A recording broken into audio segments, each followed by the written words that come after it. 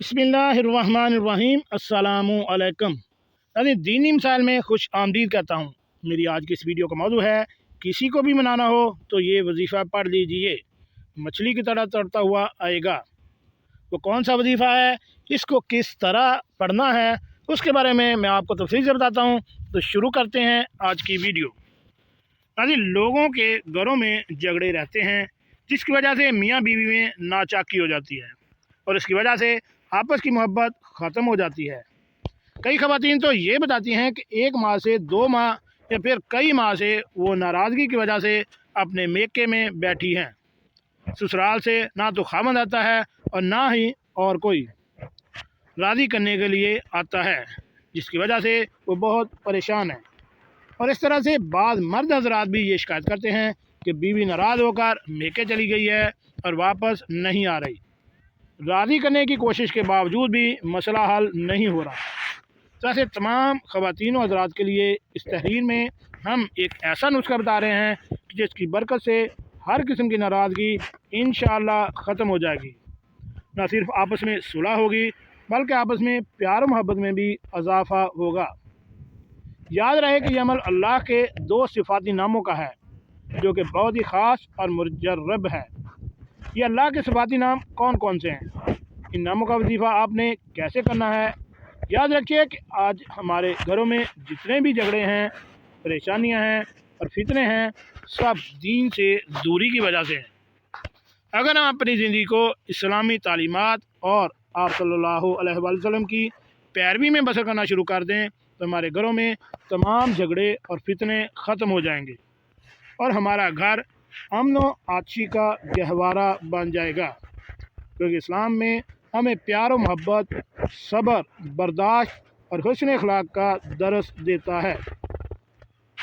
अपनी ज़िंदगी में दीन और इस्लामी तालीमात लाएँ, इस पर अमल करें। दुनिया की ज़िंदगी भी जन्नत नज़ीर बन जाएगी और आखिरत भी चमकदार। हमारा दीन हमें प्यार, मोहब्बत, इसार, बर्दाश्त, सुलह रहमी और हुस्न सलूक का दर्स देता है। अगर हम अपने प्यारे आका सल्लल्लाहु अलैहि वसल्लम की ज़िंदगी और आप सल्लल्लाहु अलैहि वसल्लम की सीरत को देखें तो उनकी पैरवी करें तो जो झगड़े और लड़ाइयाँ हमारे घरों में चलते हैं वो कभी ना हो।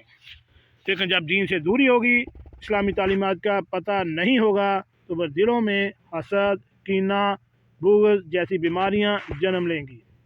एक रिश्ता दूसरे रिश्ते को बर्दाश्त नहीं करेगा। सास बहू के झगड़े होंगे, भाभी नंद के झगड़े होंगे, मियाँ बीवी के आपस में झगड़े होंगे।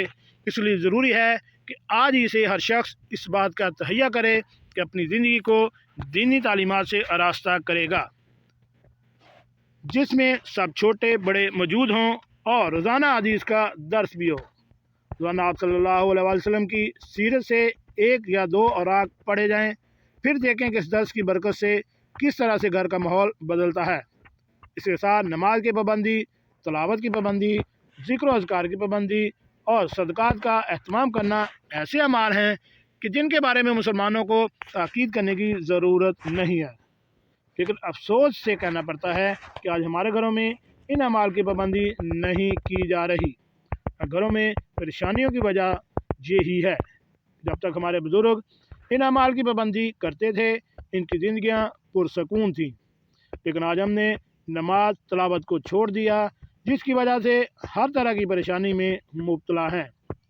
याद रहे कि वज़ाइफ भी इस वक्त फ़ायदा देते हैं जब नमाज की मुकम्मल पाबंदी हो। अगर कोई कहे कि फ़राइज़ की परवाह किए बगैर वज़ाइफ करने से फ़ायदा हो तो ये नामुमकिन है। इसके लिए वजीफ़े से पहले मज़कूरा आमाल की पाबंदी का अहतमाम भी करें।